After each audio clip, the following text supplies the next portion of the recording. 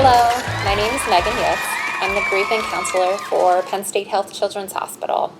Each year, like many children's hospitals, we hold a day of remembrance, a day to reconnect with families that we cared for who experienced the loss of a child.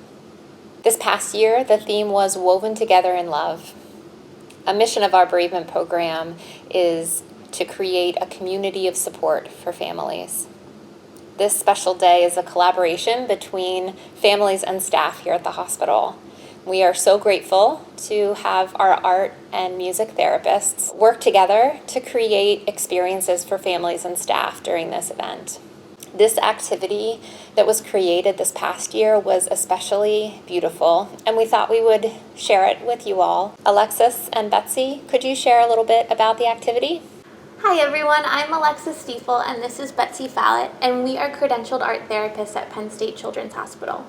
Our role is to work with patients and families in the inpatient setting as a way to help them cope with being in the hospital and use the art making process to express themselves and what life with illness is like. When we are not at bedside with patients, we continue to support patients and families of those who have passed at events such as Woven Together with Love. And our contribution to this past year's event was to create these small mandala weavings. As you can see, we can make different sizes. So got a small one, a medium one, and we have some larger ones elsewhere too. All you need is an embroidery hoop, some cotton warping thread to create a loom. You'll want to get some fabrics that you can cut into strips, any colors or designs that feel like the right fit for your group, and some yarn, which you can see a little bit better here. And then what you'll do is tie your piece on either directly to the cotton warp or to the thread above it and do a simple under and over to start to add your piece. And Betsy can tell you a little bit more about how we invited families to participate. Yeah, so we had a table at this event that had all of the different assorted fabrics and yarns laid out for the parents and siblings to be able to choose from. Sometimes they would choose a color that was meaningful to them.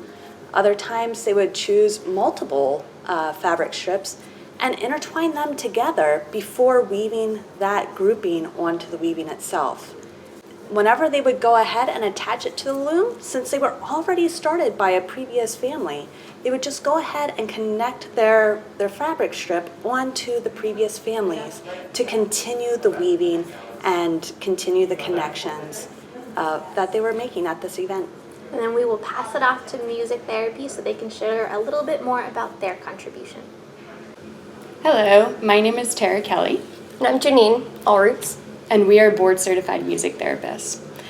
We use music in the hospital for patients and families when they are experiencing high levels of pain or anxiety, using the music to help their bodies work through those experiences. This year, we were able to work with the art therapist and were able to take their materials from their weavings and represent it in our Hapi drums. We placed out many Hapi drums with the weavings associated to each note on the Hapi drum.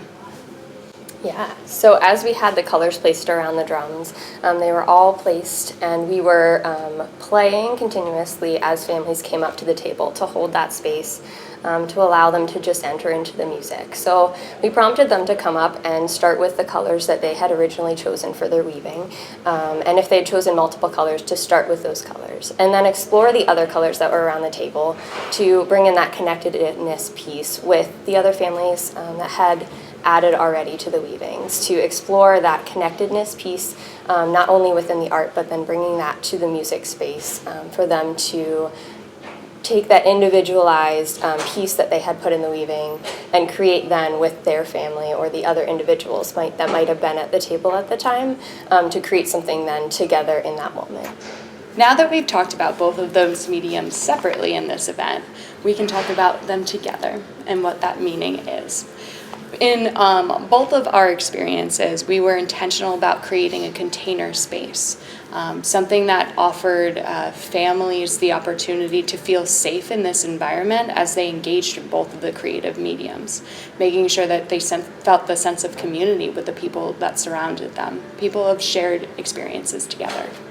Our goal as creative arts therapists is to be intentional with the art mediums we use, the creative mediums we use, and the goals behind those mediums. So we really wanted to make sure that people felt connected in this space. We hear so often that families in their grief are isolated. So by literally using the art making process to weave strands of our lives and our families together to one another, we created community and safety and the ability to meet new people that they now have as a resource and a source of connection. This was such a special event to participate in, both for the families and for the staff. We hope that you consider using this as inspiration for any events that you create in the future. And for those that are families, although we are located in central Pennsylvania, I hope that you reach out to any of your bereavement resources in your community to help support you through this process.